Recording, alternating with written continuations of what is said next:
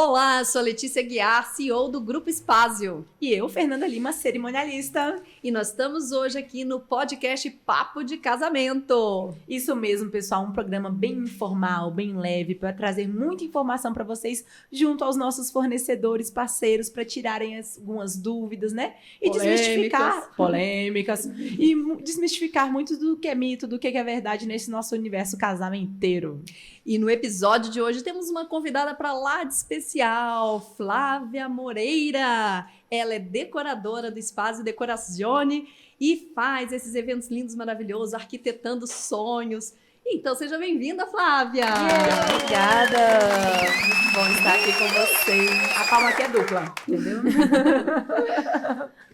Bom, Flavinha, então que bom te receber aqui hoje. Eu já vou começar sem mais, sem menos, que é uma das principais perguntas que a gente responde. Eita! Eu tenho uma festa um pouco mais dinâmica, Fernanda, é sem jantar. Eu tenho que ter lugar para todo mundo sentado à mesa mesmo? Engraçado que essa é a primeira pergunta que me fazem na reunião. É bem importante a gente alinhar essa questão. Eu recomendo sempre ter o número de lugares para todos os convidados confirmados e, a depender, até um pouquinho a mais. Quando o convidado ele chega na festa, ele quer ter um ponto de apoio, um lugar para ele deixar a bolsa, deixar o paletó, deixar um celular. E essas primeiras 2 horas, até um pouquinho mais do evento, o principal atrativo é o que está sendo servido pelo buffet, né? Então, se a gente tem uma ilha americana com um jantar, um festival, um antepastos, então é um momento que o convidado vai chegar, ele vai confraternizar ali, conversar com as pessoas, e depois a festa vai se desenrolando para os outros atrativos, né? Pista de dança e tal, e vai ficando mais dinâmica. E aí, salvo casos, assim, que a pessoa realmente fala, não, meu grupo é muito jovem, né? Meu público é muito dinâmico, não gosta de ficar sentado. Aí eu tento fazer um formato que a gente ainda segure que tem esses lugares de uma forma mais dinâmica, como bistrôs, lounges, que aí você tem ali um assento mais rotativo, a pessoa senta, né? Mas você acha que essa opção aqui em Brasília, ela funciona mesmo? Por quê, né? A gente tem muito que analisar o aspecto cultural das coisas, né? Em São Paulo, no Rio, é bem comum que você vá numa festa e você não tem um lugar para você sentar de fato. Agora, sim, por exemplo, a minha melhor amiga ficou em pé, ela era madrinha e ela ficou em pé num casamento no Copacabana Palace. Gente, ela é jovem e ela achou aquilo de um ultraje tão grande com ela ter que comer numa mesinha de centro, afinal de contas, ela era uma figura importante da festa. Então, você acha que mesmo essa alternativa para tia Magnólia, que você conhece tão bem quanto eu, funciona? Pois é, principalmente para eventos que tem bastante familiares e casamentos, aniversários, né? Eu acho que realmente ter lugares, inclusive a mais, é o ideal. Principalmente aqui em Brasília, em Minas, né? Eu sou mineira, então lá também tem essa cultura. Em alguns outros lugares é mais comum, como você falou no Rio, né? Eles usam mais essa modalidade. Mas quando o anfitrião não quer, né? A noiva fala, não quero mesas para todo mundo, tem gente que bate o pé. Então, aí eu ofereço essa possibilidade de, pelo menos, colocar todos os lugares com alguns espaços mais dinâmicos. Flávia, você falou uma coisa muito importante, por que a mais, né? Esse a mais, ele é fundamental, porque pensa o seguinte, tem uma família que são 7 pessoas, a mesa tem 8, sobrou um, ninguém vai sentar naquele 1, né? Aí o outro tem 6 pessoas, a mesa também tem 8. Ou tem 3, a mesa tem 4 lugares. Então, vai sobrando um lugar aqui, 2 ali. Às vezes, né, um encaixa uma cadeira para dar 9. Então, assim, essa coisa de ter mesas de tamanhos diferentes é importante, mas ter o excedente é fundamental, porque senão as pessoas ficam sem lugar para sentar, aquele Deus nos acuda quem tá lá na hora, né? Tem que juntar a mesa. Deus salve o cerimonial nessa tirar hora. a mesa do galpão, acontece demais. E quando eu não tenho um galpão para tirar a mesa? Você tá falando isso aí quando eu tenho um galpão para tirar a mesa, né? E quando no meu bolso não sai uma mesa, como é que faz, né? A Flávia, inclusive, ela tem uma frase que ela é ótima, e eu uso ela por Brasília. Respirou, senta. Porque o convidado não pensa na criança, no bebê de colo, que ele vai ocupar um espacinho também. Conta pra gente, Flávia. Isso é muito importante, porque cada serviço ele vai contar essa lista de número de convidados de uma forma diferente, né? Então, para papelaria, por exemplo, é o grupo familiar. Para o buffet, a gente tem a questão de diferença de faixas etárias. Para decoração, né, para mapeamento do evento, é o respirou, sentou. Porque o bebê, às vezes, de fato, não senta, mas ele tem um bebê conforto, ele tem uma malinha, às vezes ele tem uma babá. Ixi, então usa mais, eu triplico ele. Então, é bem importante a gente ter lugar pra ele não todo conta mundo. pro buffet e conta 3 vezes pra Pra espaço, decoração. pra decoração. Meu Deus. Conta. Então, é bem importante. E um aspecto também que eu acho muito legal, que a Letícia mencionou, é a questão da gente trabalhar com uma diversidade de tamanhos de mesa. Eu sempre gosto de conversar com os noivos e saber como que é esses grupos sociais, se são grupos maiores, grupos menores, se a gente tem alguns casais, algumas pessoas que não vão interagir tanto com o restante da festa, para que a gente coloque mesas de diversos tamanhos. Isso ajuda muito, porque se eu tenho só mesas grandes, e aí tem casais, grupos de 4 pessoas, e começa a ocupar essas mesas, a gente tem que ficar ou colocando muitas mesas excedentes, ou juntando grupos que não se conhecem, que é super desagradável, né? Uma coisa que a gente evita. E esses lounges que você mencionou, independente se for para atender esse evento mais dinâmico, é sempre legal ter, né? Então, assim, nosso espaço é um espaço que nem entra na contagem esses lounges, né? Eles sempre estão ali, os cantinhos decorados.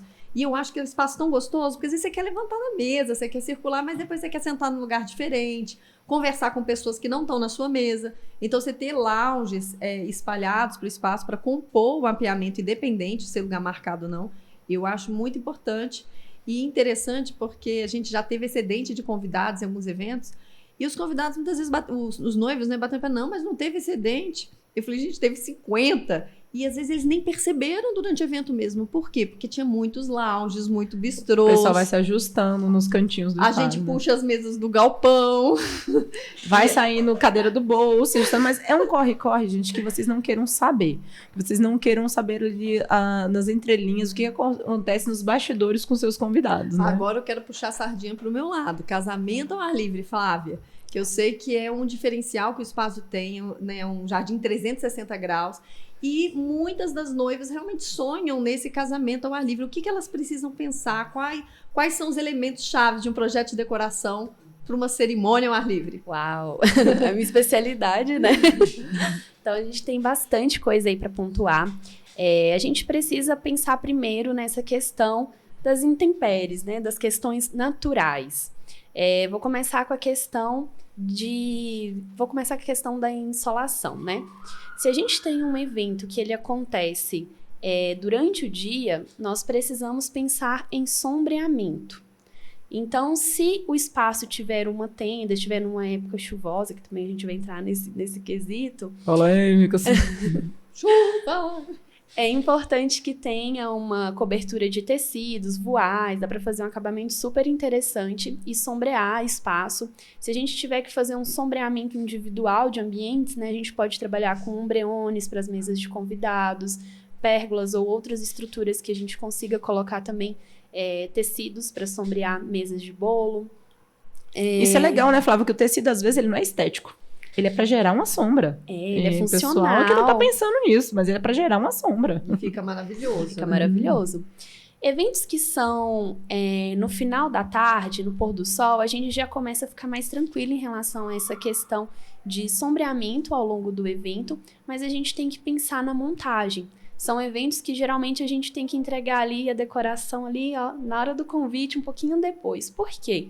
Se eu deixo um arranjo de mesa no sol de meio-dia, 1h da tarde, até 4 horas, que é geralmente o horário de convite, né? Eventos ao pôr do sol, entre 4 e 5 horas, esse arranjo vai ficar ali 3 horas no momento maior incidência solar.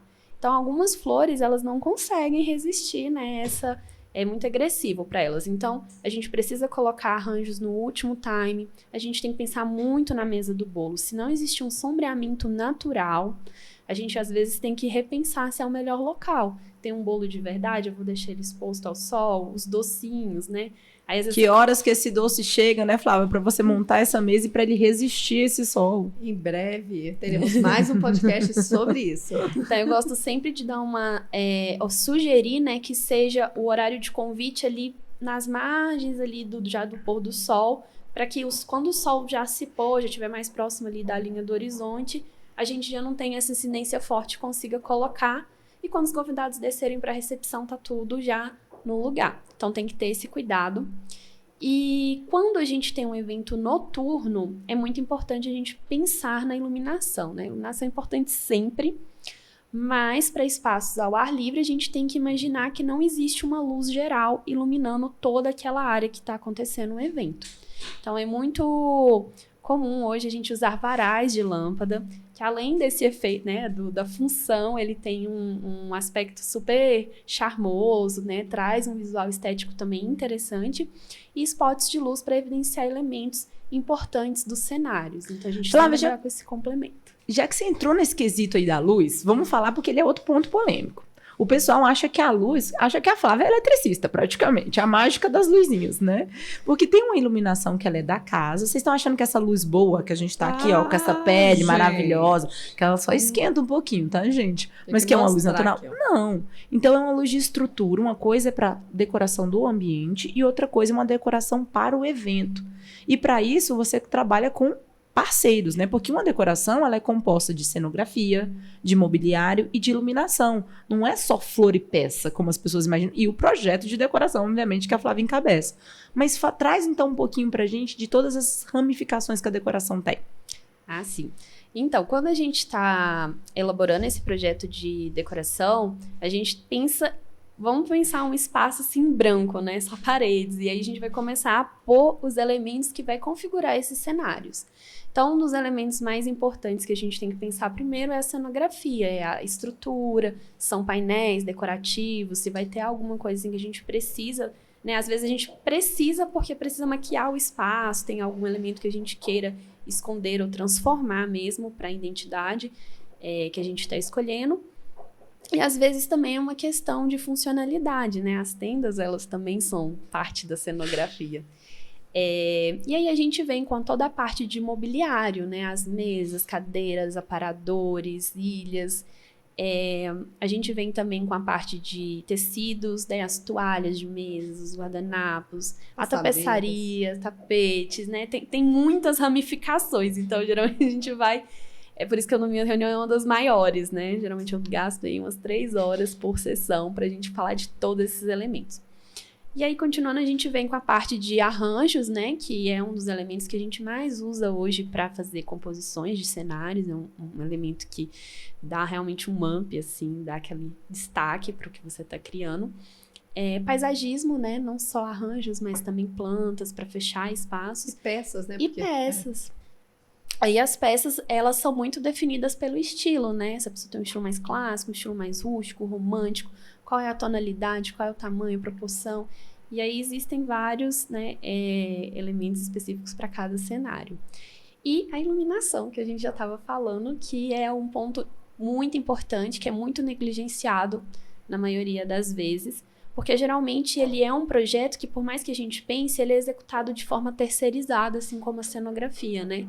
E é muito importante, porque não adianta você fazer uma mesa de doces super bonita e quando os convidados descerem 8 horas da noite, não tem uma iluminação apropriada para evidenciar aqueles doces que você escolheu a dedo, porque eram os mais lindos, aquele investimento em forminhas, em arranjo, porque não vai ressaltar as texturas, não vai ressaltar contrastes. E hoje é muito comum, né, Flávia, a pessoa querer trazer a mesa do bolo para a área externa, integrada ali com o jardim. Então, é uma área geralmente que tem uma iluminação só do jardim, ou no máximo um varal de lâmpadas, e o lustre da mesa do bolo, que não é o suficiente para destacar. Então, assim, a iluminação da mesa do bolo, para mim, é uma das mais importantes, né? Não só o pátio, não só a cerimônia, mas eu acho que ela realmente tem que ser muito bem observada. E eu vou lá atrás, né? Porque a Flávia ressaltou muito bem ali o horário que a gente define da cerimônia. A gente tem que pensar no horário que ela vai acabar.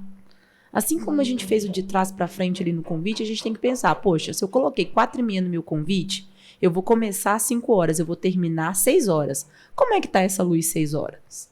Agora, se eu coloquei 4... Gente, meia hora muda tudo. Muda tudo no sistema de iluminação. Agora, se eu coloquei... Eu costumo brincar que quer atrasar, que fazer as coisas... Não que minhas noivas atrasem, viu, pessoal? Isso não é uma brecha pra vocês. Mas o que acontece? A única coisa, uma das poucas coisas que eu não controlo é o sol. Eu não consigo segurar, né?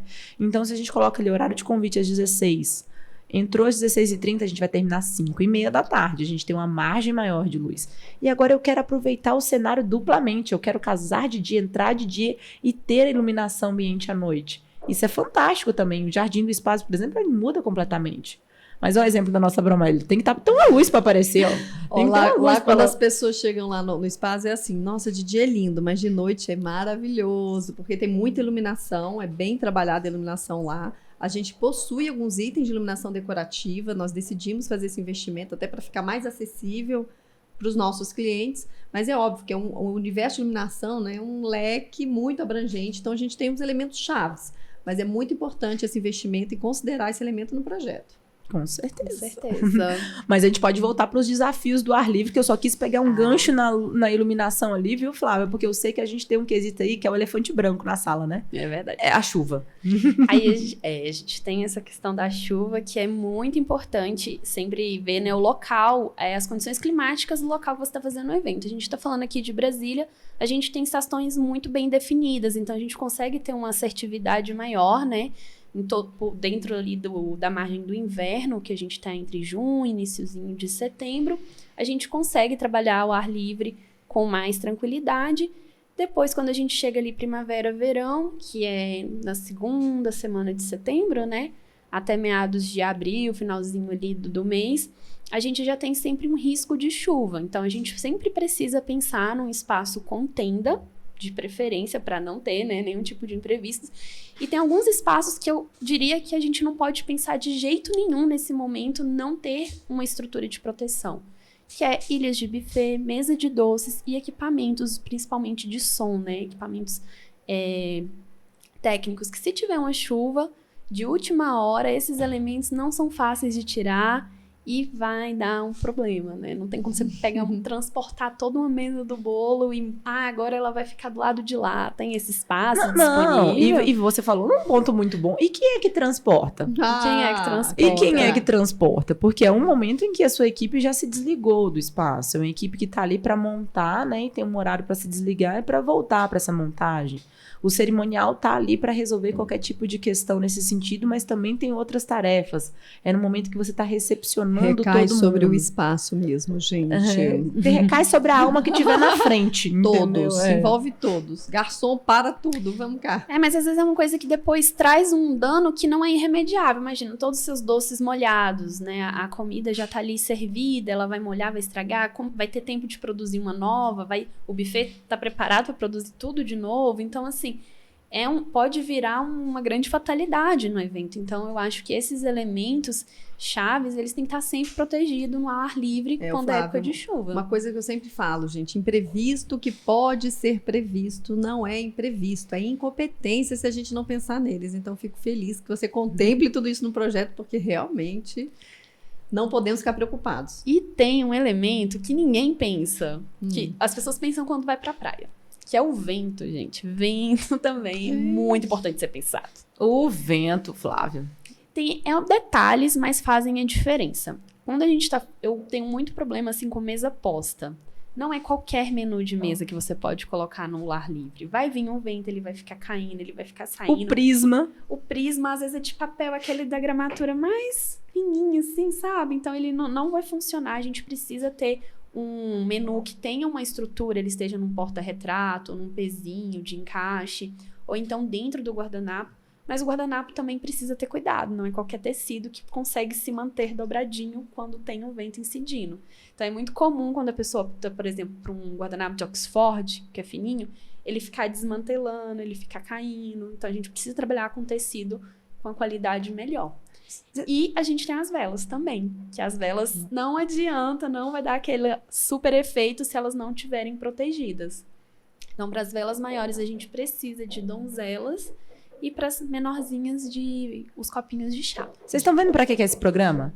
Que noiva que quando tá casando, sonhando com vestido, sonhando com espaço, tá pensando na gramatura do menu que ele vai voar. Na luz do ambiente, no vento. Não, porque a gente acha que aquela luz boa ali nasceu ali, plantada ali. E quem é que tá pensando no guardanapo? Se o Oxford vai voar, no linho vai voar. Eu gosto de ser engomado, se não é engomado, pronto, acabou. Nem eu nunca pensei no peso do guardanapo. Ela pensa eu tô lá assim, pra nossa, catar. linha mais caro, não, vou querer o outro mais barato. Justamente, porque às vezes... Mais barato que não para na mesa e fica no chão.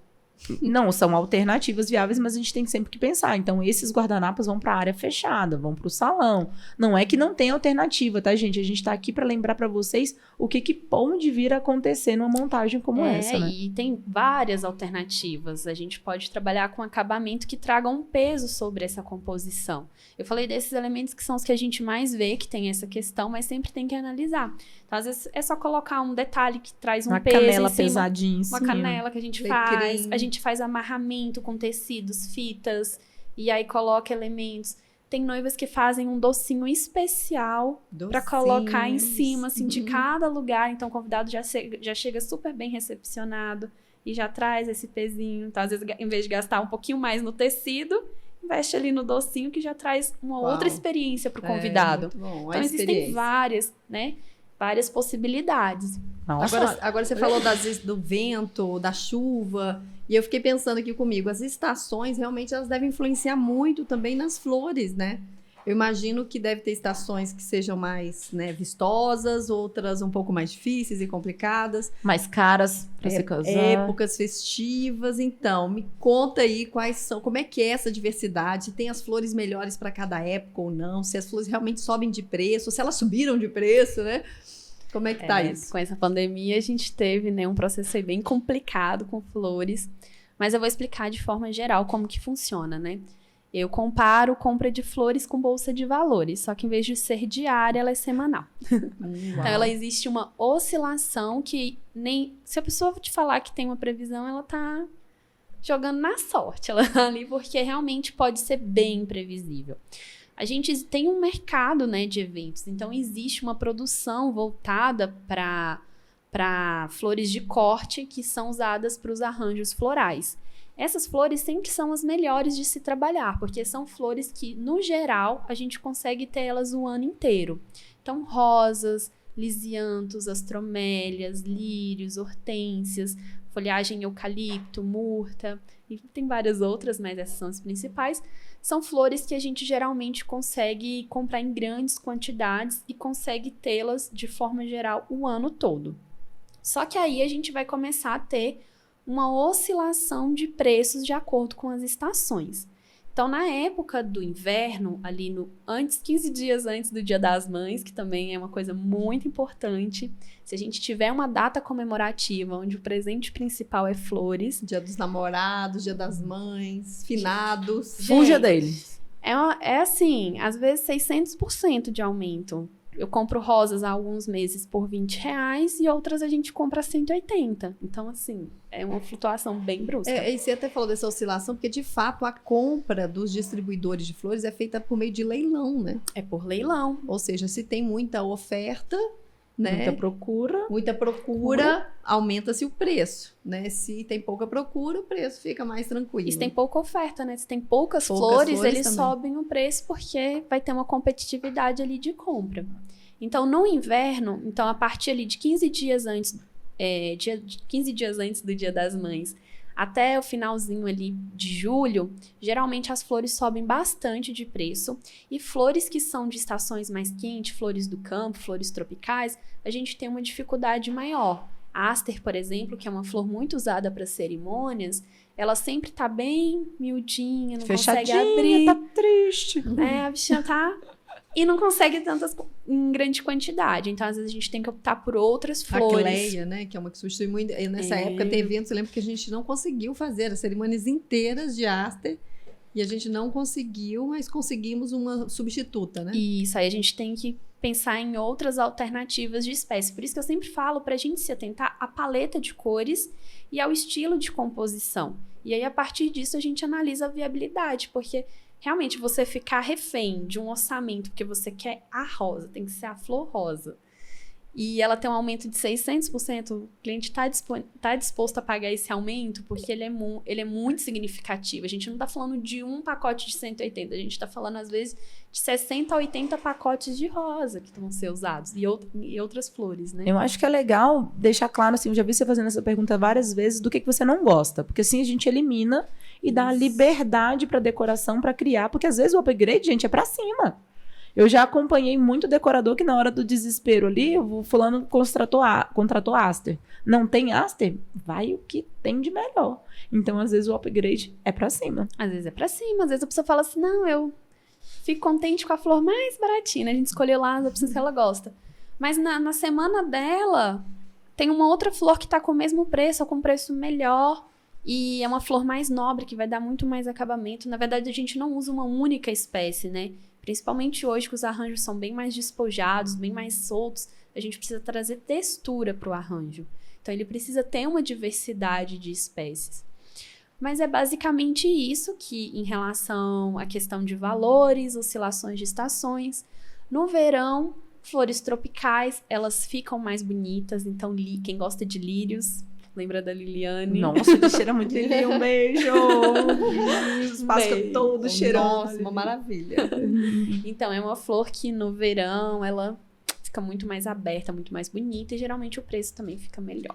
Flávia, quando a gente tá aí nesse gancho, então, da personalização, Deus te abençoe quando você for caçar peônias pra mim, pro meu casamento, por exemplo.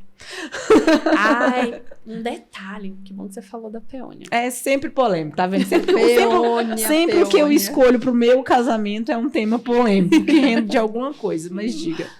Flores exóticas, flores importadas, flores que não são produzidas em larga escala, Tulipa. geralmente não são a melhor opção para você contemplar todo o evento. São Só flores um que a buquê. gente escolhe para o buquê, para um detalhe de composição. Porque às vezes a gente não consegue mesmo. Já pedi, a peônia veio e ela queimou porque ela não consegue sustentar no clima que a gente tem. E tem flores que não são produzidas para eventos, que a pessoa fala, tem no quintal da minha tia, mas você vai ter que esperar ter lá no quintal da sua tia. Ou tem vai no ter Pinterest, quantas né? Ou tem no Pinterest, que tem no Japão. É uma Pinterest flor do do Japão, é. isso. E as glinícias da Ásia, que uma vez a pessoa tinha um teto de glinícias, eu tinha que importar isso, assim. Flor de lótus, né? Lá que na Índia. Bom, agora Pronto, isso aí já vem no meu gancho da minha pergunta, porque dá pra fazer? Dá, mas tem um preço. tem um preço. um custo. Porque eu vou trazer a flor da China. Vou trazer Personalização. Justamente. E aí, custa caro, não custa caro? Pois é, porque eu vejo muitas pessoas falando, vocês vendem uma personalização, mas depois no final é tudo Ctrl+C, Ctrl+V, é tudo muito parecido. Mas a personalização, ela requer um investimento. E um investimento, muitas vezes, que é alto, né? Eu acompanhei já alguns projetos em que a decoradora falou assim, não, na semana do evento, viajei, me inspirei, estava lá em Barcelona, vi uma exposição, etc, e trouxe esse projeto para o evento. Se o cliente tem como marcar com isso, maravilha, né? Mas então, assim, qual que é o preço de ter aquele sofá personalizado, aquele mobiliário tão específico e com a cara dos noivos, né? Eu acho que também tem que ter coragem, né? Tem que ter aquela autenticidade. Eu acho que é o primeiro ponto. A personalização, ela começa numa definição de estilo, em quais elementos a gente vai agregar na composição desses espaços, para que ele realmente tenha a cara ali dos anfitriões, dos noivos. Mas um projeto realmente autêntico, ele só realmente acontece quando existe também uma troca, onde o decorador, o designer, ele pode propor algo novo que ainda não foi feito. Muitos noivos trazem, né, uma pastinha tipo Pinterest, que é um copy-cola. Se você fala uma ideia que ainda não foi feita, ele não quer. Eu acho que tem muito essa coisa, né, de fazer tá enraizado igual, em nós, né? Ainda mais hoje com esses influenciadores, eu quero igual o que a pessoa teve. Então, a gente precisa se abrir um pouco para isso, para fazer o novo, para fazer autêntico, que é aí que tá a graça. E também a gente tem essa questão do budget, né, da decoração, porque o que faz essa decoração realmente ser personalizada, geralmente é um mix de acervos, né? Se eu usar só o meu acervo para todos os eventos, realmente não vai trazer originalidade, eu não vou conseguir pensar tantas possibilidades. Então, geralmente, a gente precisa trazer outros acervos e, às vezes, construir estruturas personalizadas. Então, dá para fazer muita coisa legal. Mas aí tem todo esse custo por trás. Montar do zero, né, Flávia? Que muita gente, Letícia, não sei se você sabe, eu tenho feito muito casamento em casa, por exemplo, e acha que fazendo em casa vai reduzir custos. Não sempre que seja a meta deles nisso, né? Vocês não têm noção. É muito mais. A gente recebeu uma cliente, que você tem que mover em casa, que ia fazer o evento na casa dela. Só que como digamos, aumentou o número de convidados, né? E a tenda que ela tinha já projetado não era o suficiente, ela mudou o projeto todo para lá, mas ela estava fazendo tudo e realmente ela se deu conta que não teria estrutura. porque é banheiro, né? Acho que quando a gente pensa em fazer em casa, acho que o principal problema Cozinha. é cozinha, banheiro, staff, não tem realmente estrutura.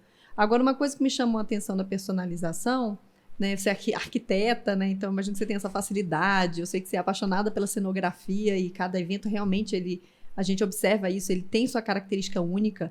Né? A Flávia tem trazido a proposta dos cantinhos instagramáveis, se quiser falar um pouco mais sobre isso também. Mas eu também queria que você falasse um pouco assim, para a gente encerrar aqui, sobre essas tendências que você está vendo, o neon, né? Que parece que vê os letreiros, e as forminhas também, a gente tá começando a sumir dos eventos das forminhas. Mas a Letícia fez um outro programa agora, né? Porque numa única pergunta ela trouxe todas à tona. Ela vai ter que falar em 30 segundos. Ou ela vai ser réplica de campanha eleitoral, ou a gente vai ter que marcar um outro programa com a Flávia. Acho que talvez sim. Vamos lá, Flávia, em poucos segundos. Em poucos segundos, né? Os espaços instagramáveis, eles estão sendo muito utilizados, né? Claro, por motivos óbvios, né? Que é onde a gente mais consegue interagir, os convidados gostam muito. O letreiro neon, ele veio, né, com muita força esse ano. A gente consegue fazer várias personalizações, de colocar o nome dos noivos, né? E dá para fazer isso, fica super legal. E quantas forminhas... E porta-guardanapos também. Tem que ter, não tem. Depende, né? As forminhas, ela na verdade é só ela tem um valor estético para mesa e ela é uma embalagem. Então, assim, a depender, e essa conversa tem que ser tratada direto com o decorador e os noivos, né? Para analisar certinho como vai ser essa composição. Tem composições que a gente não precisa. Então, se é uma mesa, por exemplo, que tem muito movimento de mobiliário, muitas alturas de arranjos, às vezes a gente já consegue fazer um preenchimento muito legal na mesa e a forminha se torna um detalhe bem pequeno em relação E os doces ao todo. também, existem doces que são maravilhosos, são esculturas. Justamente. E ajuda no meu casamento ecológico, hein? E ecológico, porque menos uma embalagem ali, né? Porque realmente vai pro lixo, depois o convidado pega. Seu casamento vai ser ecológico e vai ter as não, cores exóticas. o meu mesmo não. Ah, tá. O meu mesmo, a Flávia sabe como é que eu sou Eu queria saber clássica. se é TPone. Clássicos geralmente precisam de forminhas, porque ela tem um papel de preenchimento muito importante para a mesa. Porta-guardanapos, a gente já tem alternativas maravilhosas, e como a gente falou, a gente já pode trabalhar com elementos que aromatizam essa mesa, né? Então, canela, alecrim, eucalipto, trazer algumas fitas para dar acabamento. O próprio menu pode ser esse acabamento com guardanapo. O docinho, tem várias alternativas. Só o guardanapo dá pra fazer também, tem dobraduras especiais. Aí o Washington me mata na hora que eu peço pra ele fazer um Lotus lá. Flávia, esse é o assunto com certeza, mas rende uma temporada de programas. É pra deixar aquele gostinho de quero mais de propósito. Isso mesmo, da plateia falar, Não. acabou. Próximo a gente traz um pouco mais detalhado. E com fotos, quem sabe? Isso, eu tô achando, hein, Letícia, que a gente vai ter que passar. Não pra quem tá nos ouvindo, né, ir no carro. Mas, Flávia, eu quero agradecer sua participação aqui hoje, que seja o primeiro de muitos, então, tá legal? Amamos. Suas considerações finais, fala com as nossas noivas que estão ali te assistindo ali, ó. Pois é, noivas, espero que vocês tenham pegado aqui várias dicas importantes e tenham um designer para o seu evento, que como vocês viram, são muitos detalhes que são imagináveis para quem não tá ali no dia a dia vivendo essas situações. E vai ser um prazer recebê-las lá no Spazio.